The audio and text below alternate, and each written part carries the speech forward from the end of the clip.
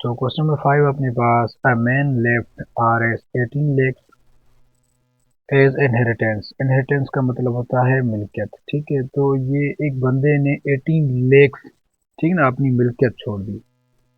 और ये इनहेरिटेंस तभी कहा जाएगा कि दो भाइयों का, चार भाइयों का या तीन भाइयों का, या कहीं भी कारोबार में कोई हिस्सा हो। ठीक है, और एक हिस्सा जो उसको मिलेगा इस मैन को, वो था 18 लेख। मतलब इस मैन की ये क्या है, जाती मिल्कियत थी जो उसने छोड़ी थी। तो उसके जो his heirs are 6 daughters and 2 sons find the share of each heir. Heirs का मतलब होता है उसके जो हकदार हैं इस मिल्कियत में, इस बंदे के 18 लेक्स में जो हकदार हैं, इस बंदे के जो बच्चे हैं हेयर्स हकदार विरासत के, वो 6 daughters हैं एंड 2 sons हैं। दो 6 बच्चियां और 6 बेटियां और 2 बेटे थे। तो हर एक का हमने शेयर मालूम करना है। तो याद रहे कि हर एक, ये इस्लाम के मुताबिक जो बेटी होती है उसका अपने अबू की मिल्कियत में एक हिस्सा होता है। ठीक है, और जो बेटा होता है उसके 2 हिस्से होते हैं। ठीक, और जो उसकी वाइफ होती है उसका होता है 1/8 हिस्सा। ठीक है, 1/8 हिस्सा। तो वो कैसे होता है, मजीद हम एग्जाम्पल के थ्रू समझते हैं, इंशाल्लाह आपको बेहतर समझ आएगा। चलते हैं हिसाब की तरफ। तो थोड़ी बहुत फॉर्मेशन बनाई है मैंने कि अ मैन लेफ्ट इनहेरिटेंस, मतलब उसने अपनी मिल्कियत का हिस्सा जो छोड़ा वो है 18 लाख। और वो उसके जो वारिस हैं वो हैं हिज हेयर्स आर, मतलब इसके वारिस, वारिस मतलब हकदार, ये हकदार है। ठीक है, उसके 6 daughters हैं और 2 sons हैं, मतलब 2 बेटे हैं। तो जो बेटी होती है, हर एक बेटी का एक हिस्सा होता है। कितना हिस्सा होता है, एक हिस्सा होता है। तो अपने पास 6 बेटियां हैं इसके। तो 6 के साथ अगर हम एक को मल्टीप्लाई करेंगे, ठीक है ना, 1 × 6, तो हर एक बेटी का एक हिस्सा। तो 6 बेटियां थी तो 6 के साथ वो मल्टीप्लाई कराएंगे तो अपने पास क्या आएगा, फिर से 6 आएगा। तो इसी तरीके का जो बेटा होता है, ठीक है, उसका विरासत में 2 हिस्सा होता है। ठीक है, अगर बेटी को एक हिस्सा मिलेगा तो बेटे को 2 हिस्से मिलेंगे।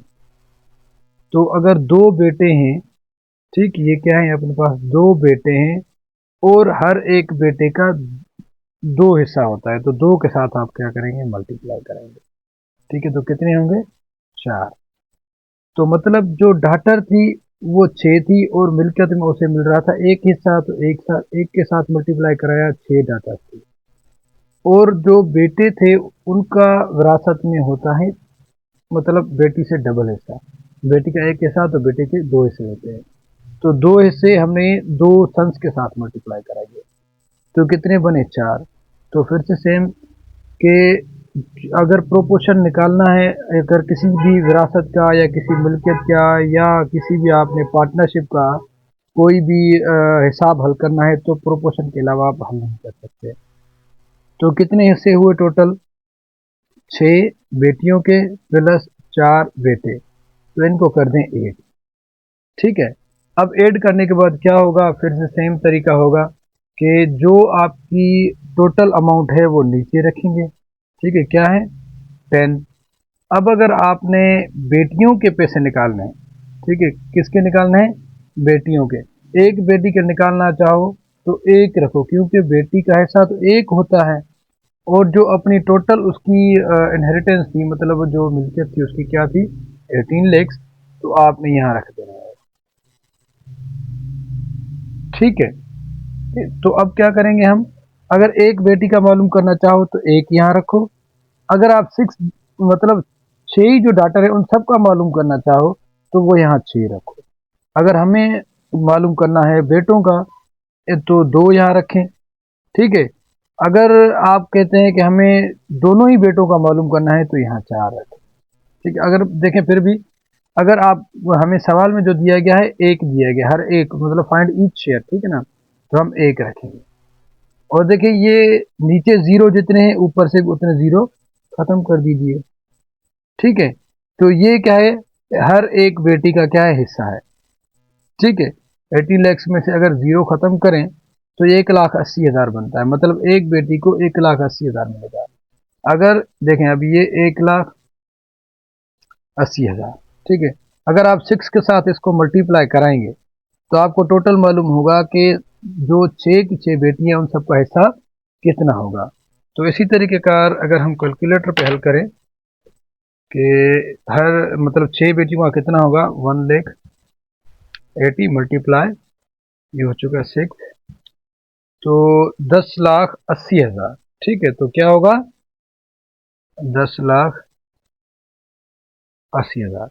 तो जो 6 की 6 बेटियां थी उन सबका जो हिस्सा बना वो बना 10,80,000। इसी तरीके कार अब हम चलते हैं बेटों की तरफ। तो ये 6 की 6 बेटियों का क्या, ये एक बेटी का हिस्सा हुआ। अगर हम 6 के साथ मल्टीप्लाई करें कि 6 ही बेटियों का कितना होगा, तो ये हो चुका। अब हम चलते हैं बेटों की तरफ। तो एक बेटे का पहले मालूम करेंगे क्योंकि ये 10 ये सेम ही रखेंगे आप। ठीक है, अब अगर चारों का मालूम करना, दोनों का मालूम करना चाहें तो यहाँ 4 रखें, अगर एक का मालूम करना चाहते हैं तो 2 रखें। ठीक है, तो देखें ये 0 0 में ख़त्म। ठीक है, तो इसको करें इसके साथ मल्टीप्लाई, 2 को मल्टीप्लाई करें 1,80,000 के साथ। ठीक है, अब ये क्या हुआ, एक बेटे का हिस्सा हम फाइंड कर रहे हैं। किसका फाइंड कर रहे हैं, एक बेटे का हिस्सा। ये जो फाइंड हुआ, ठीक है, ये जो फाइंड हुआ ये एक बेटे का, ये 1 को मल्टीप्लाई करते 1,80,000 के साथ तो 1,80,000 ही आता। ठीक है, तो ये एक बेटी का हिस्सा मालूम हुआ, हमने 6 के साथ मल्टीप्लाई कर लिया तो ये 6 मतलब डॉटर का हिस्सा मालूम हो चुका मिल्कियत में है। अब ये एक बेटे का, ठीक है ना, क्योंकि मिल्कियत में बेटे के 2 हिस्से होते हैं इसीलिए 2, ठीक है, मतलब 2 हिस्से दिए इसको और 2 दूसरे को मिलेंगे, तो इसको मल्टीप्लाई करेंगे तो अपने पास क्या आएगा, ठीक है, 1,80,000 मल्टीप्लाई 2, तो अपने पास आ गया 3,60,000। ठीक, तो ये एक बेटे को मिलेंगे 3,60,000। अगर हम मालूम करना चाहें कि दोनों बेटों को साथ में कितने मिलेंगे तो फिर से हम क्या करेंगे, एक बेटे को तो ये मिल चुके, ठीक है, और ये अगर अब 2 को मल्टीप्लाई करेंगे तो आपको पता लग जाएगा। चलो ठीक है, इसको ऐड ही कर दें फिर भी आपको पता लग जाएगा।